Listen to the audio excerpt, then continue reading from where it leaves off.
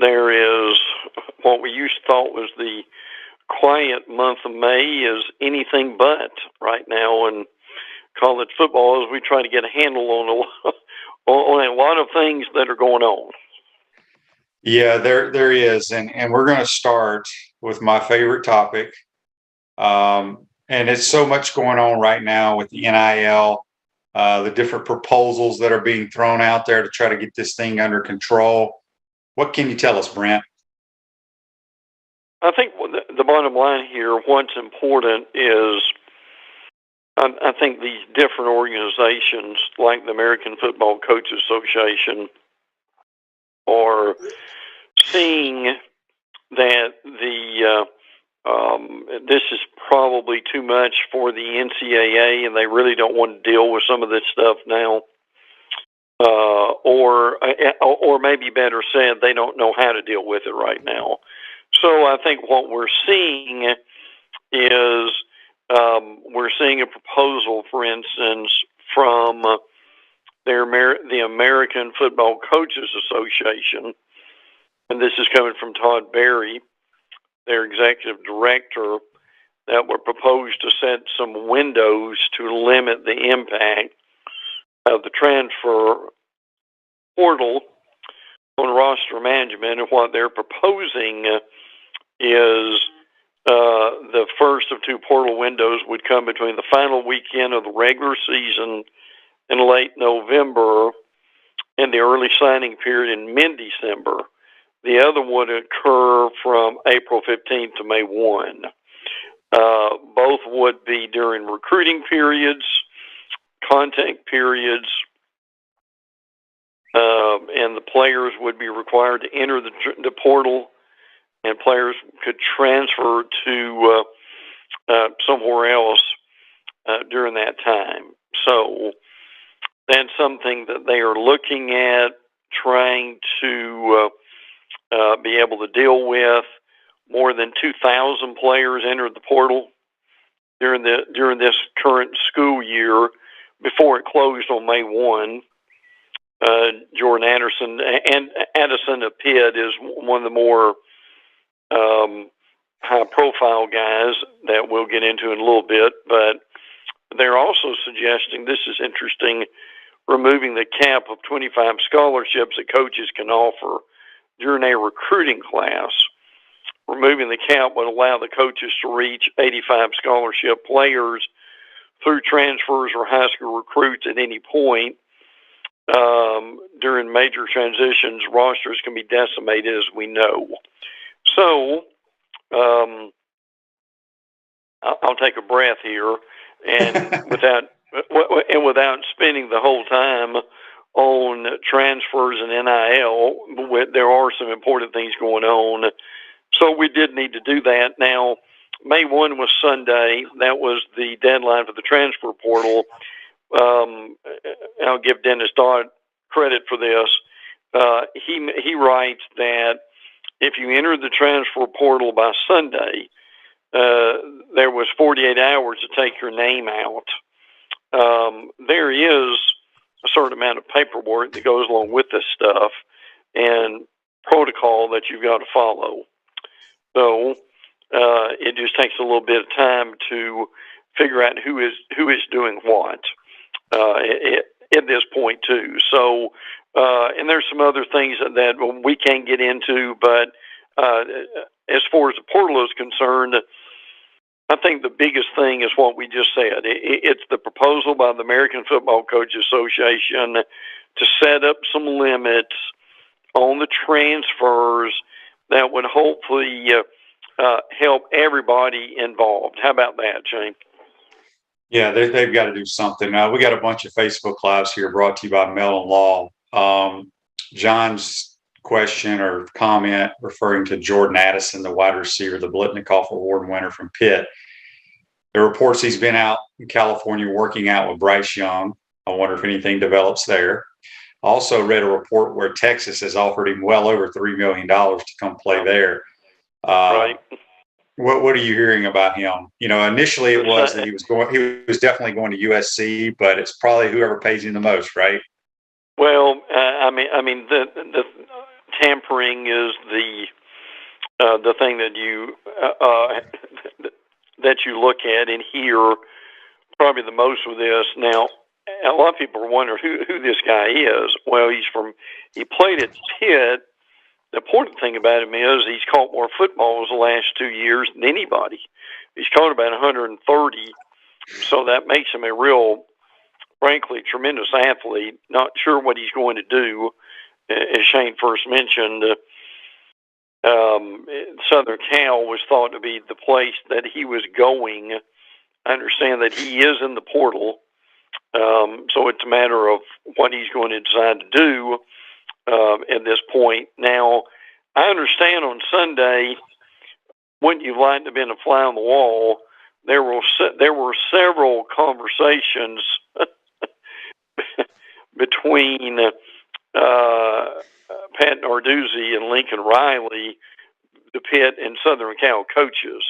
I'm sure those weren't real pleasant either, he said with an understatement. So that's a thing that we're kind of waiting to kind of see where this is going to go and what can be done about this. And what I think the major thing here is, and this won't be decided today, but if you're Pitt, what can you do to circle the wagons legally to either keep a guy like this or bring your own guy like this in? And because you've got Southern Cal, not only with money and all the other things that are attractive about playing at Southern Cal. So these are things that are all in discussion right now. Everybody sees these things are a problem, and I don't know how quickly it's going to be. But the thing that makes me more optimistic about this today than it was last week is there are some committees, there are some groups who realize this is a problem, and the sooner they deal with this, the better we're going to be. Yeah, this is a huge problem. This is the one thing that I hate about this thing, and it's not like the NFL. People want to the NFL. You're under a contract, and you can't Correct. just. And there's free agency periods of time. There's no time period. If they had set times when you could and could not enter the transfer portal and not be able to play, which they kind of do, but they really don't in the NCAA, it would solve a lot of these problems. But a school like Pitt, who signed this kid who probably was a 2-star, turns into a really good player. And of course he wants to leave Pitt. He wants to go win and play for a national title. So he's Sure. going to have a handful of the big boys after Right. him. And Right. that's the problem. I mean, use basketball, for example. That's why I used to kind of like the one-time only transfer, but after one time you have to be penalized and sit out. I mean, think about Ja Morant. Right. He was a really good player at Murray State. Murray State took a flyer on him out of high school.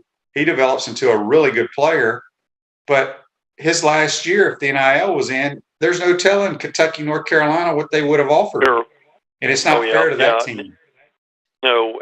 Now, if people haven't heard this, and it's probably in pretty much everybody's feed by this morning, you've got the Pac-12 commissioner and the SEC commissioner, Greg Sankey, are in Washington today to meet with Congress about some federal NIL legislation.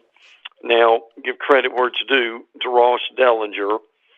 They'll meet with Marie Cantwell of Washington, Marshall Blackburn of Tennessee, maybe some others. And again, will anything come out of this? We don't know. Do you even want Congress and the government involved with this? Which I think is a big question too. But I give them credit for at least trying to deal with this. I would be. What gives me a little bit of hope here is that Sankey is involved with this, and Sankey has some really good ideas, and that will be interesting to see what happens here. So, if people haven't heard that, I wanted to throw that in too. Yeah, Greg says here on Facebook Live, brought to you by Mellon Law. he read an article where they said boosters were paying and recruiting players that the coaches didn't even want. And I'm sure that's happening in a lot of places. And I think that's where, boy, it's going to cause a lot of problems if this booster guy is paying some kid he likes, or just even if a coach says we want that kid, and that kid ends up, I've been saying this for a long time, that kid does not end up playing or performing. Good gracious, what a mess it's going to be. Joseph says, how many stipulations do the NFL contracts normally have as far as things you can do and don't do, giving the team the ability to pull a contract? Look, here's the difference between the NFL, and I don't know the contracts in and out. I just know if you sign a contract, you are on that roster unless they trade you or cut you. You don't hear about tampering in the National Football League because they pay a severe penalty. The organization, you lose draft picks, all kinds of stuff happens. But the only way you get out of that contract is if you ask to be released, which a lot of players do that, but they don't release you because they may try to trade you or they cut you. And when they cut you, they don't owe you $1 from that contract. So there's nothing like that in college football right now. That's why it's a disaster. That's why it's a mess. And Shane, I do think that there may be a possibility that we head down that road to where I don't think we're going to have something exactly like the NFL, but I think we're going to have something along the line of some kind of structure like that. It really makes you wonder, and without playing the revisionist history card here, if the NCAA maybe 5 years ago had come up with a plan to give players a little bit for signing autographs, for tattoos or whatever, that would they have been satisfied with this? Would it eventually morphed into what we've got today?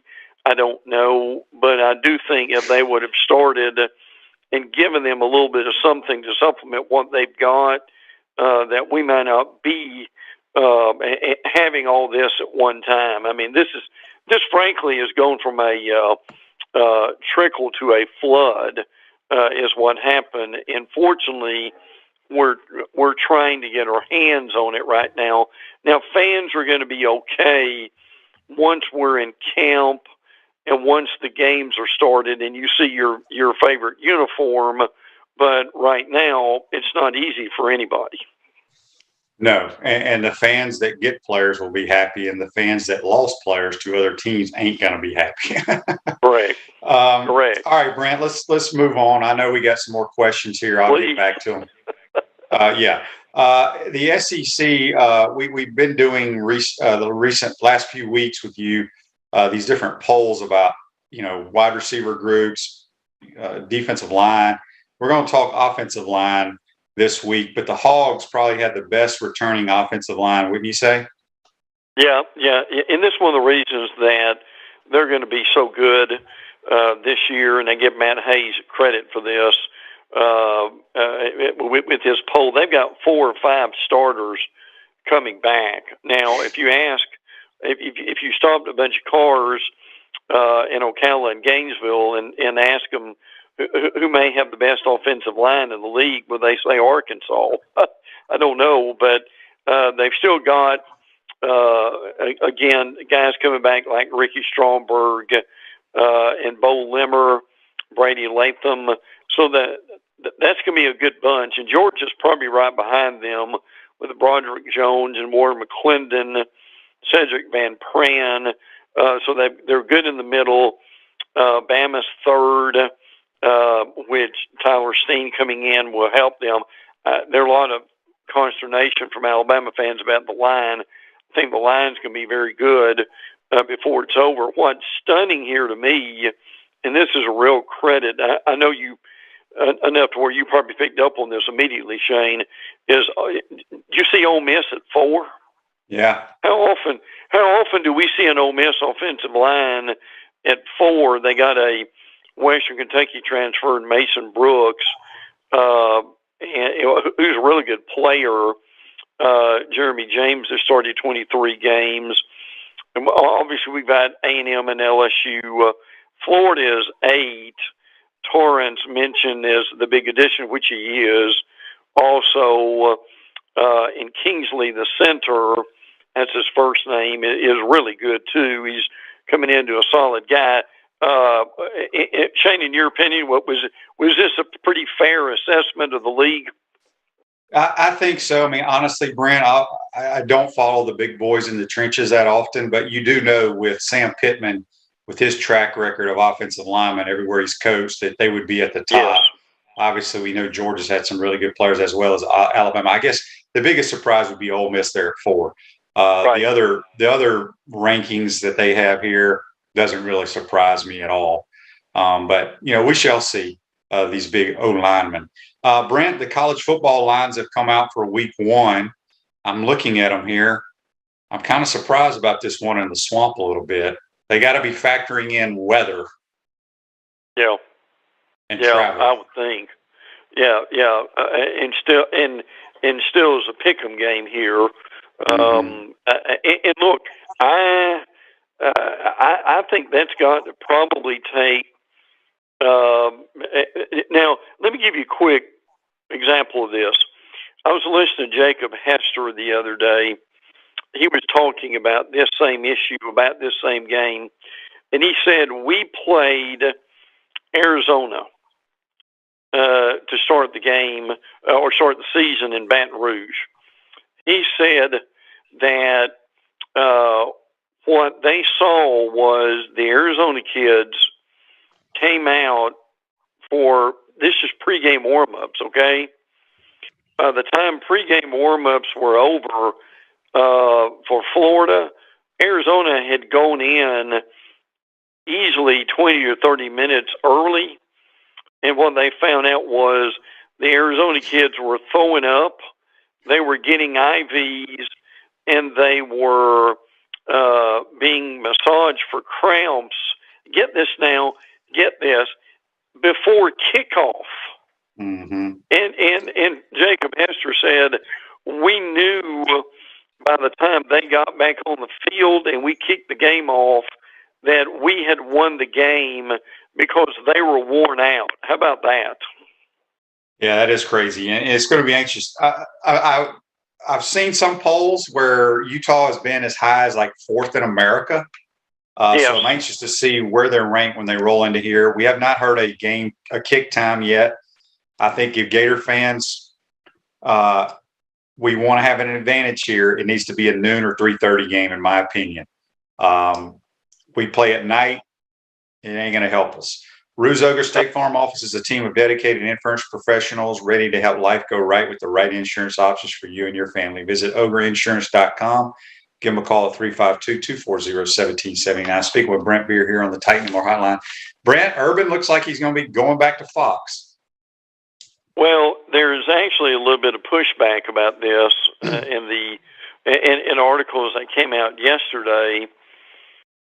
What it said was there were some internal issues about bringing Urban back. Now look, it didn't work out here.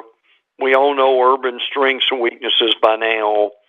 But as far as just being an analyst and sitting at a desk and describing what works and doesn't work and why it worked and why it didn't work, I mean, Urban's is one of the best with that. So,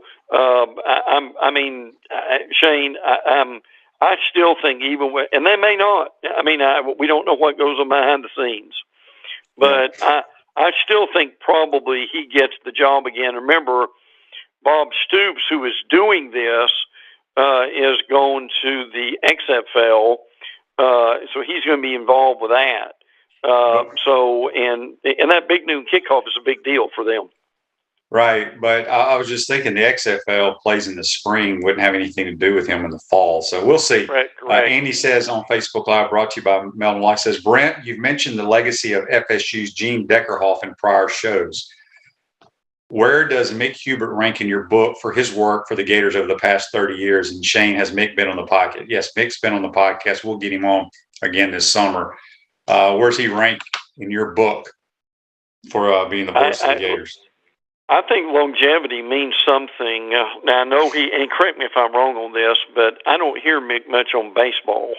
Or at least he's cut down. Now, yeah, he only does. He doesn't do the radio stuff anymore. Cardozo does that. Right. So he does a little bit of TV for like SEC Network Plus. Right. Yeah. Okay. Yeah. Well, I tell you, Jeff and Steve Russell to me are two of the best I've ever heard for baseball. Now Mick, who I have a lot of respect for Mick. I like Mick, frankly, and I think to have done it as long as he has, and his calls certainly have generated a lot of attention. I mean, look, you want your announcer going crazy when your team wins a game or makes a big play. There's nothing wrong with that. And Shane, I know you've already seen a little bit of that. Frankly, now I'll say this. Mick, correct me on this, but I think Mick comes from Dayton. It's where he was before. Yep. And between the two, I'm not. I like Mick for both football and basketball. And I've said this to several people over the years. Mick is really good at doing both, but I'm not sure that he doesn't. Maybe it's because of his background and being in Dayton. I'm not sure that he may not like basketball a little bit more than football. I don't know. I don't know why. I just kind of hear that in his voice. But there's and especially with you on the broadcast now. And I've heard several people. I'm not saying this just because we're together here, but I've heard several people say, and this is not being disparaging against Lee. Everybody loved Lee, but they knew he wanted to retire. But I've heard great things about you being on the broadcast, and I wanted to tell you that. But I'm sure that it would be a real privilege to be able to work with Mick. I think Mick has grown into the job, and he has become a beloved part of Gator sports at this point. And I'm still old school enough to say that the play-by-play guys matter to fans, and they always will. I agree 100% with that, especially in the Southeastern Conference. All right, Brent, let's go around the league real quick. Tuscaloosa, Eli Rick's gotten a little bit of trouble. He's the transfer from LSU, but I'm sure he'll be eligible to play. Yeah, and obviously, yes, and I think he'll make a big difference. This was driving without insurance, oh Lord, possession of marijuana, speeding, the whole 9 yards. The good thing here is, if there is a good thing, is no one was hurt, including Riggs. So, and they'll deal with this one way or another. He may miss the opener. We'll see right now, but that's kind of what we've got. It's kind of the off season. Saban's speaking at some different. He's speaking. I think he's even speaking today in Orlando at a convention or a special conference. So that will be interesting to see if anything comes out of that too. Back to Alabama's had a ton of players drafted over the last few years, and a lot of first rounders. But what's amazing to me, Brent, is almost all of them, and I don't have them in front of me, were offensive players recently. It's like, when you think of Nick Saban, you think of all these great defensive players, and obviously he'll have one drafted next year, probably the first pick or first top 3 picks. But it's amazing how he's kind of gone the offensive route with all these really good players coming out of there. Well, when he made the change to Lane Kiffin a few years ago, he saw where football was going. And as we like to say on the segment, football has really gone to 7-on-7 is what we're playing right now. Mm-hmm. And instead of fighting that and trying to run for 3 yards in a cloud of dust, he decided to adapt and adopt it. And that is why that they're getting so many good players. Listen, Shane, they're getting quarterbacks, receivers, and running backs they just dreamed about 15, 20 years ago that now or begging to go play for them. So true. Auburn just picked up a transfer at the wide receiver position. Dylan Worsham is a former Miami wide receiver, three-star prospect. Now in high school, even in high school, it's pretty impressive. 215 catches for 2,300 yards, 28 touchdowns. Hadn't seen a whole lot of action at Miami in one game through 2 seasons, so that probably tells you something. But look, Auburn is low on the receivers, and they really need him. All right, the Gators here. I'm looking at your notes, and this is what I've told a lot of my buddies, and they look at me like I'm crazy. But your first paragraph here from Matt Hayes, what he heard from some of the Florida coaches. Right. Tell us what he said. Well, basically, the starting 22 should be fine, but after that, there's a real drop-off. So many of the backups and third-teamers maybe shouldn't even be playing on a Power 5 level. So, look, again, we don't know that Matt's pretty plugged in. He talks to a lot of people. But the reality of it is, Shane, you and I have been saying this now since Napier came aboard. This ain't happening overnight. And people just need to realize that. And see, this is where you win championships. Everybody's starting, and I've heard you say this, everybody starting 22 is usually good in the SEC. Where you win championships, in my opinion, it's 23 through 50. And that's going to be the challenge for Florida, I think. Yes, and just being perfectly honest here, I don't think our starting 22 is SEC caliber. That's just me watching from a distance and seeing how we play. But like I said, I think Billy and his staff, it's going to take 3 years to get it where it needs to be. Joseph has a question here. Pretty good question. Brought to you by Mellon. What do y'all think about Pearsall? I think that's his name. The kid from Arizona State that's considering Florida. He's the wide receiver. I know Florida's in the mix. A couple other SEC schools, I believe, maybe Texas. Any news on him yet, Brent? No, I think he's still deciding. I mean, I think he's a pretty good player. The thing we have to also watch in the transfer portal is sometimes when we hear from guys who are leaving, there's usually a reason they're leaving. We don't know what that is, and I'm sure if he's going to Florida, they'll vet him and find out all the ins and the outs. But sometimes, Shane, just because they're coming from somewhere else doesn't mean they are like an NFL player coming in. So, Florida's in the mix. I think they'll continue to be in the mix for a lot of guys and go from there. Yeah. Up in Athens, any news coming out of the Georgia Bulldogs camp? Well, after losing half their team to the draft, which is really amazing what has happened and how well that they did with the draft. So and there's going to be a lot of questions. Can they repeat? No, I don't think they can, but they've got so much talent that I still think they will be fine. Look, Kirby's been recruiting like Saban for multiple years in a row, top 3 classes. When you do that, you have an enormous amount of talent, and I still say that they will be fine. Still going to be fascinating to see who the backup quarterback is, and that's a lot of things that we'll get into certainly over the next few weeks. Yes, indeed. LSU, we know that they signed more kids out of the transfer portal. They had a ton of kids drafted for being such a bad football team. What's going on in Baton Rouge? I think the most interesting thing here, and I give Matt Hayes again some credit for this, LSU last year ran for 3.33 yards per carry. That ain't much, is it, Shane? So now Brian Kelly, when he was at Notre Dame, averaged 5 yards a carry. That's pretty hefty there. You run twice, you got a first down.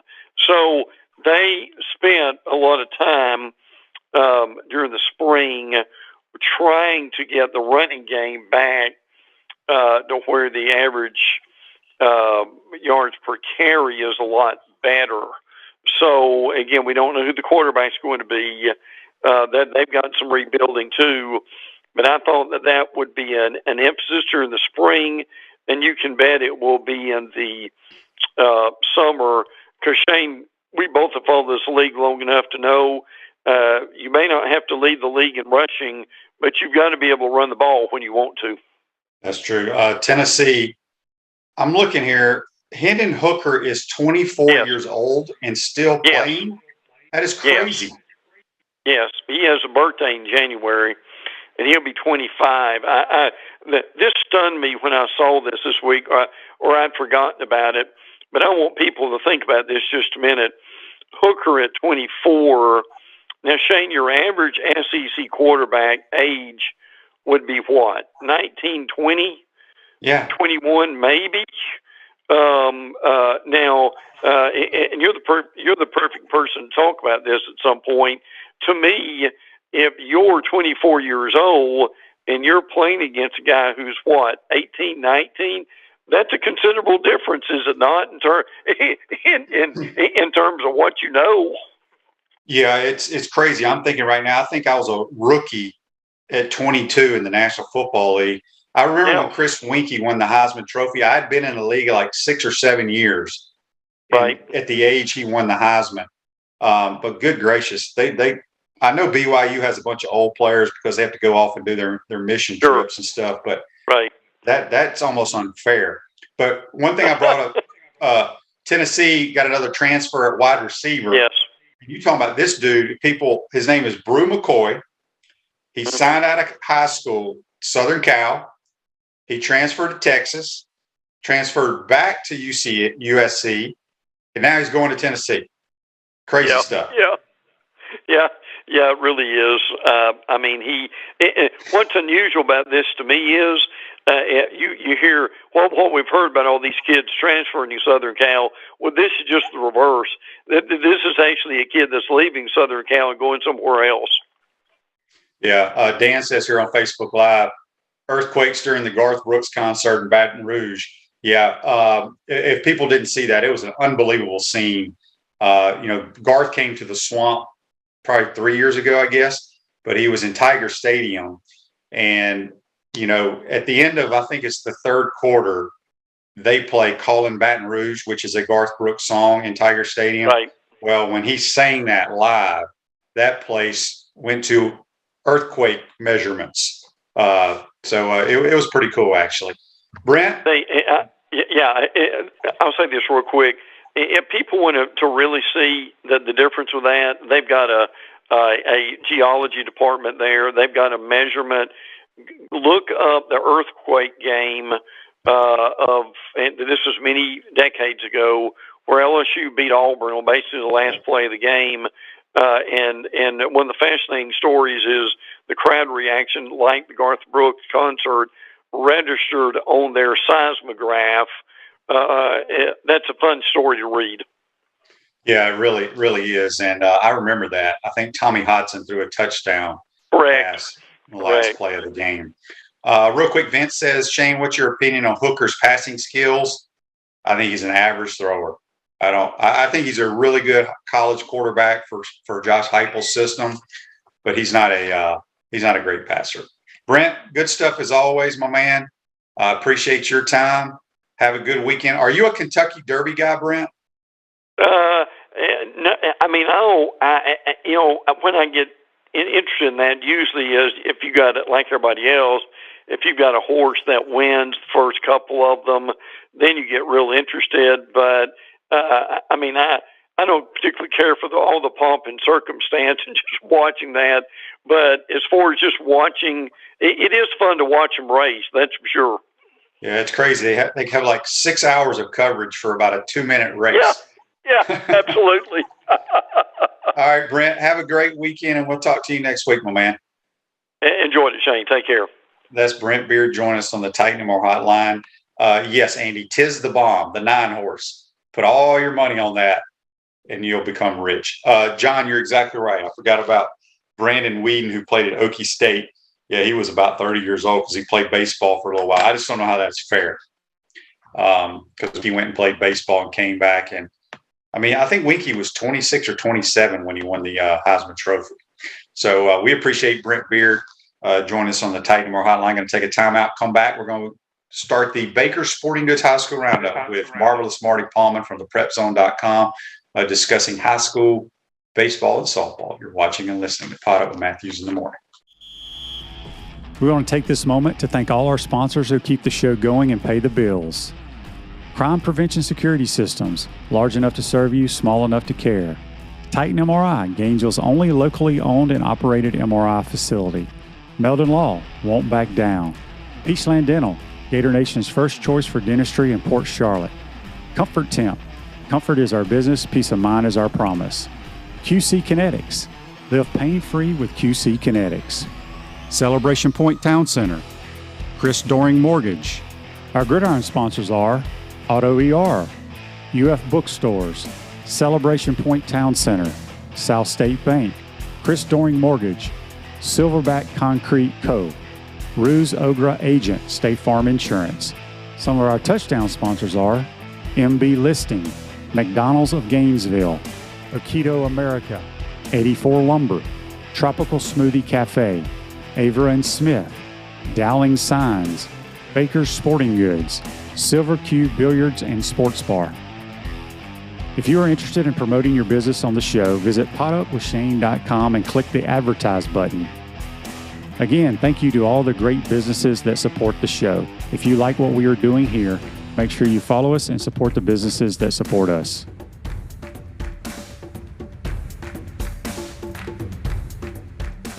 Pro football legend Emmitt Smith understands your joint pain. It does not surprise me that there are a ton of people out there that's in pain. That's why Emmitt is such a proponent of QC Kinetics, offering real lasting joint pain relief with non-surgical, all-natural biologic treatments. Whether it's a joint pain, ankle pain, shoulder pain, neck pain, back pain, hip pain, any kind of pain, the body eventually will break down when it's under that much stress. That stress can cloud your judgment to the point that you'll just say yes to the scalpel or yes to another prescription of pain pills. But maybe it's time for a second opinion from QC Kinetics. The reason why I would recommend this is because the natural biologics that QC Kinetics is providing you gives your body a chance to naturally heal itself. Restorative, regenerative solutions are here. Get lasting relief and live your life. Call QC Kinetics, 352-400-4550. That's 352-400-4550. QC Kinetics, 352-400-4550.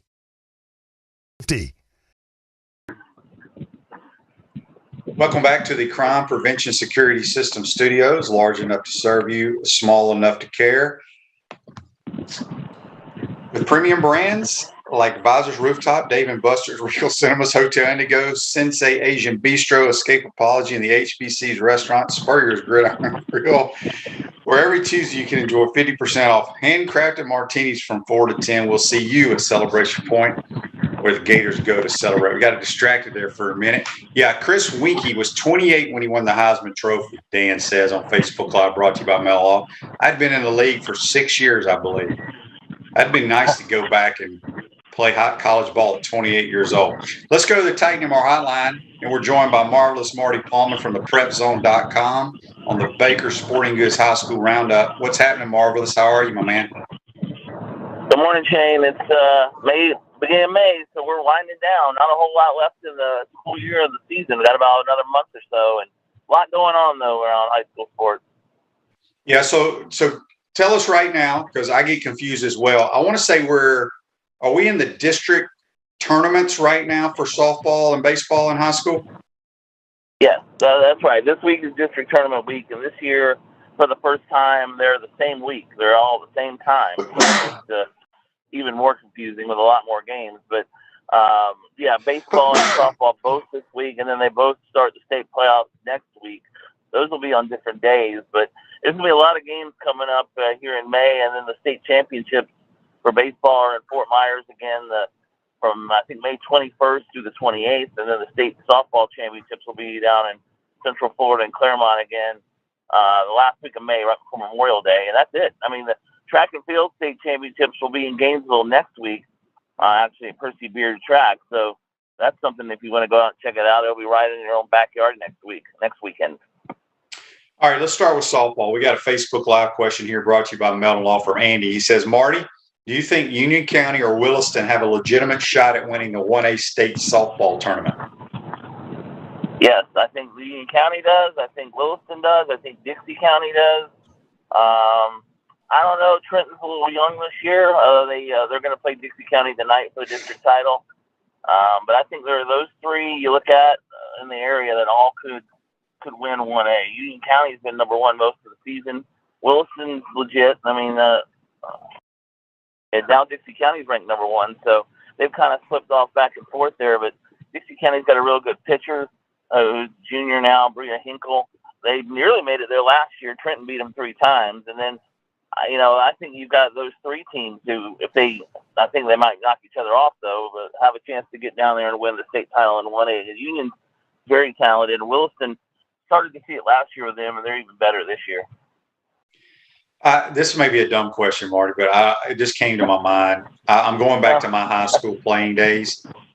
When we played in like the South State Championship and the State Championship Series, we had a series, best 2 out of 3.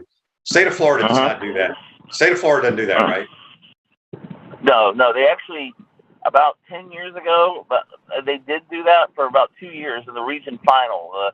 They played a best of 3 series, like a doubleheader one day and then a single game the next day. But they haven't done that now in about over a decade.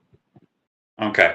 All right, let's switch over to high school baseball. Let's talk about some of the teams in North Central Florida that have a chance or doing well in their district tournaments and have a chance to make some noise in the playoffs. Well, baseball, I think you're looking at 1A as well. You've got some schools. It's going to be tough because I think a lot of those teams, especially the district I saw the other night, Newberry, the defending state champion, but their district between Chiefland and Dixie County and Williston and Trenton, they'd all been knocking each other off. So the records aren't very good when you look at it. Newberry's only 13-7, but they played Dixie County tonight for their district title, 1A District 7. And although it's a lot different team than a year ago, much younger team, they don't hit the ball as well. They have a chance to go, a few rounds into the playoffs. Union County in baseball, too. They're another team to watch in 1A. They've been good all season. They're good in softball and baseball. So those are like 2 of the 1A teams that I see coming through. I think that also Chiefland and Dixie County that I saw play the other night are interesting teams.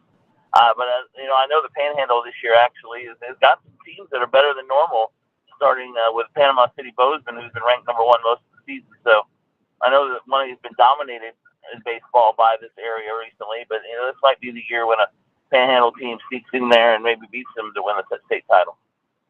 We got a text on the Titan Mark text line from Bob, who lives in Dallas. He says, I grew up in the Ocala area. I know former Gator Tommy Bond is the head baseball coach at Trinity Catholic. Do they have a chance to make a deep run this year? I think anytime that Tommy Bond's a heck of a coach. He's been at Trinity Catholic since day one of that school, and which has been almost 20 years now. He's the athletic director there now too. And they've won a state title. They've been to the Final Four 4 times. And his team is always going to be predicated, much like he is, as a pitcher on pitching. This year, though, again, I had a chance to see him play Gainesville High. A few weeks back, they beat him pretty handily. Trinity Catholic is playing tonight for the district title against the Villages, who is another really good team down a little bit further south from here. Yeah, I think Trinity Catholic in that class has a chance, and we've seen them. It's been a few years since they've made it to the Final Four, but they've been running into these Calvary Christian from Clearwater and Trinity, some of these teams in the Orlando area. But this year, let's see if Trinity can maybe make a run and get back there. But Tommy Bond's a great, really good coach. I like him. He's a good guy, and he's done a lot of good work at Trinity Catholic. Okay, let's talk about some of the big schools in the area. I know Columbia's had a pretty good year. Buchholz. Any of those teams have a chance to make a deep run?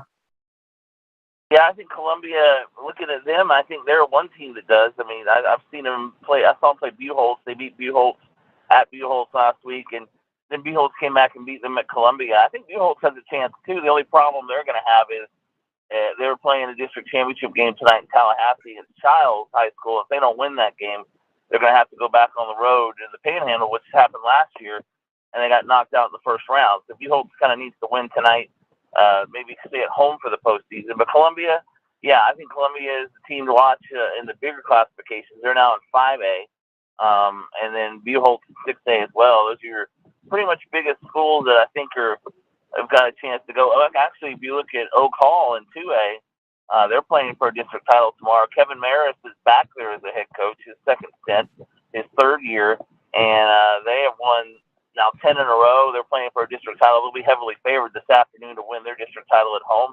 The problem 2A has, though, is you're looking down the road at Trinity Christian of Jacksonville, St. John's Country Day, and all these other state-ranked teams. But I think Oak Hall's had a nice season there for Coach Maris. Text here on the Titan Tomorrow text line. We're speaking with marvelous Marty Pallman from the PrepZone.com.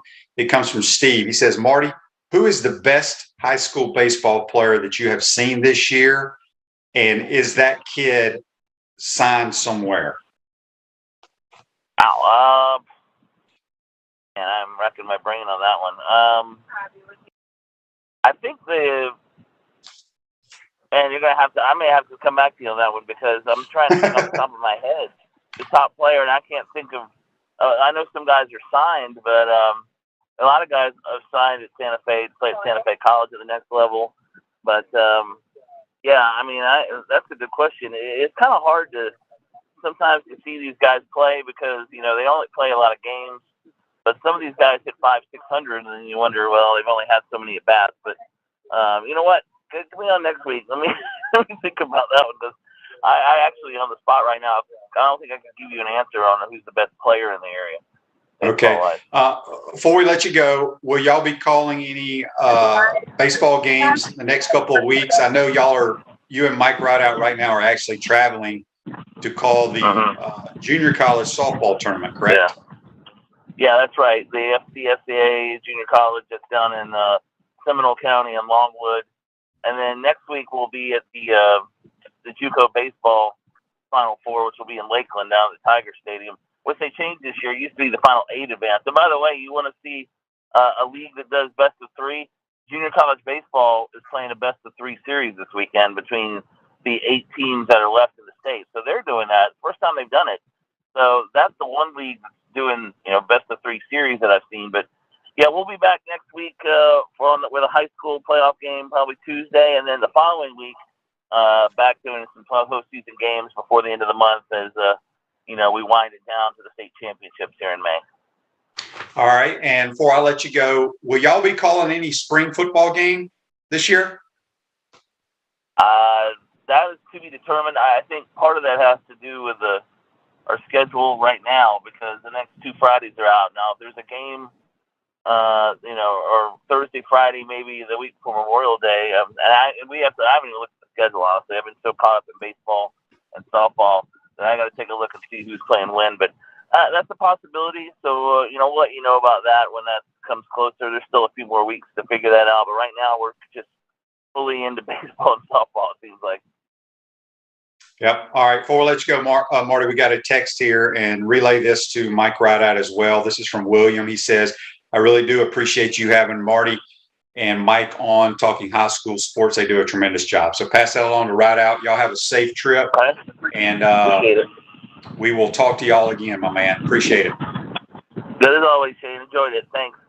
That's marvelous Marty Pallman from the PrepZone.com. Join us on the Titan Tomorrow hotline as they're traveling down to broadcast some JUCO softball. We're going to take our final time out, come back, get this day in sports, and wrap up this Thursday edition. You're watching and listening to Potto and Matthews in the Morning.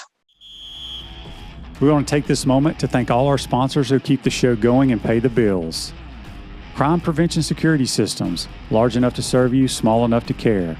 Titan MRI, Gainesville's only locally owned and operated MRI facility. Meldon Law, won't back down. Peachland Dental, Gator Nation's first choice for dentistry in Port Charlotte. Comfort Temp, comfort is our business, peace of mind is our promise. QC Kinetics, live pain-free with QC Kinetics. Celebration Point Town Center, Chris Doring Mortgage. Our gridiron sponsors are Auto ER, UF Bookstores, Celebration Point Town Center, South State Bank, Chris Doring Mortgage, Silverback Concrete Co., Ruse Ogra Agent, State Farm Insurance. Some of our touchdown sponsors are Campus USA Credit Union, Adams Rib Company, Doreen Wiebe Realtor, Caldwell Banker, MM Parish. Gator Dominoes, Celebrate Primary Care. Gator Bait Ironwood Media, Golf Course. Style Cuts, Big Mills Cheesesteaks. If you are interested in promoting your business on the show, visit potupwithshane.com and click the advertise button. Again, thank you to all the great businesses that support the show. If you like what we are doing here, make sure you follow us and support the businesses that support us.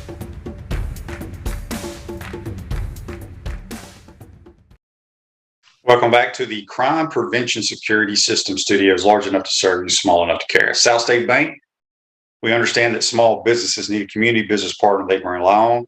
South State has 4 convenient Alachua County locations. South State Bank, banking forward, member FDIC. I want to thank our college football analyst, Brent Beaird, and marvelous Marty Pallman for joining us on the Titan MR hotline. This Day in Sports brought to you by our good friends at Comfort Temp. Comfort is our business. Peace of mind is our promise. Beat the summer heat and schedule your air conditioners tune up today, keeping you chilled and the Florida heat far away. Comfort Tip Heating and Air. Call us today. That rhymes. Y'all like that, don't you? 352-376-2366. This Day in Sports, 2018, the 144th Kentucky Derby. 52-year-old Mike Smith wins his second Derby aboard Justify. Was Mike Smith a jockey at 52?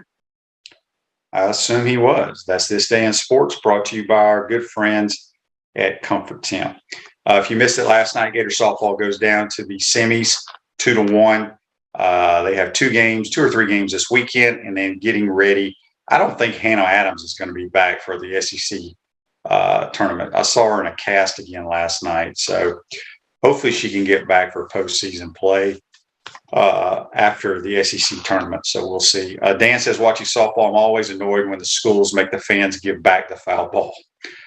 I guess that's a budget issue.